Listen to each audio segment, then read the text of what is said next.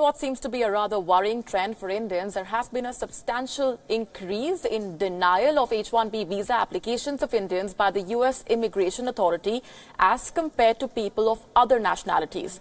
This has been established in a report by an American non-profit organization and based on the information received from the US Citizenship and Immigration Services.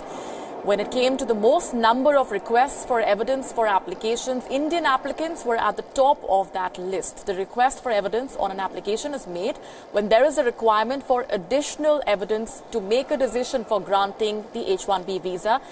Taking the fourth quarter of the financial year 2017 into consideration, for instance, 72% of H-1B cases for Indians received a request for further evidence as compared to 61% for all other countries.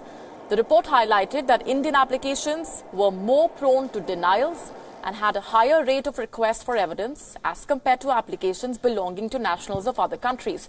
The H-1B visa is a non-immigrant visa that allows US companies to employ foreign workers in occupations which require theoretical or technical expertise. And meanwhile, India has welcomed the US announcement of easing export rules to enable sales of high-tech products to India. The US had announced its decision of moving India to Tier 1 of the US Commerce Ministry's Strategic Trade Authorization License exception.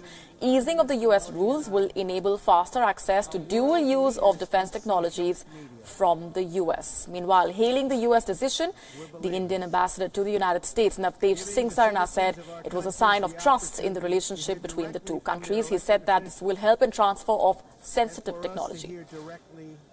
As Secretary Ross himself said, this is an acknowledgement of the security as well as the economic relationship between India and the United States.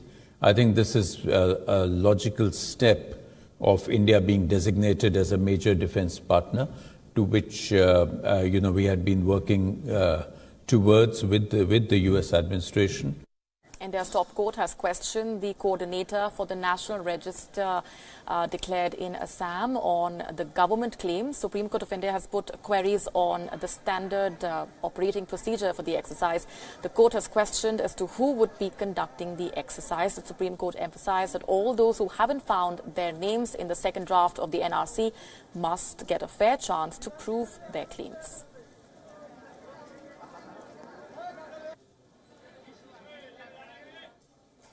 Lakhs of displaced Rohingyas have made India and Bangladesh their home. Bangladesh's information minister responded to the move by the Assamese government and the repercussions of such a move. He spoke to us earlier today. We asked Mr. Hassanul Haq Inu how Bangladesh views the NRC exercise undertaken by India.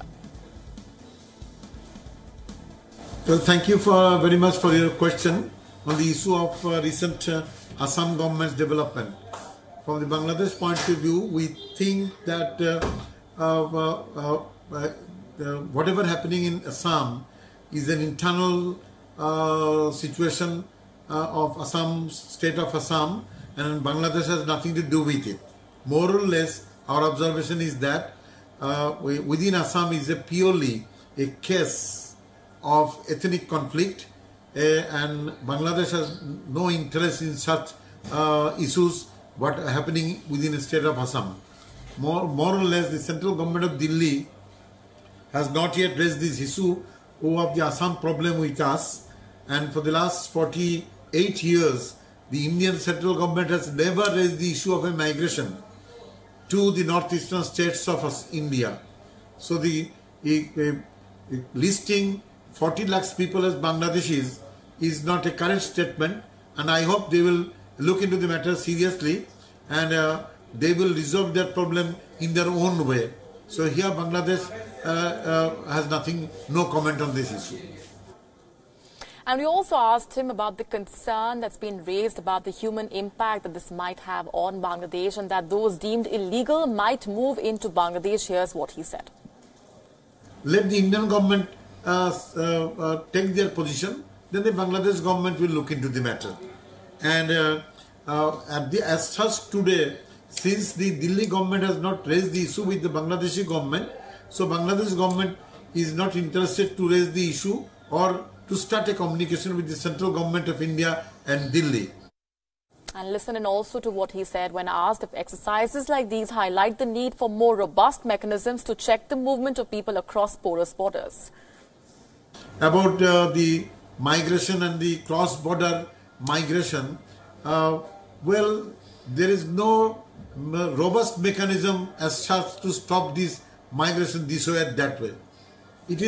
Bangladesh and India are friends, so Bangladesh is a country from where legally with visa lakhs and lakhs of people are going to India for tourism and other facilities, so they are going back and coming, so it is a friendly country.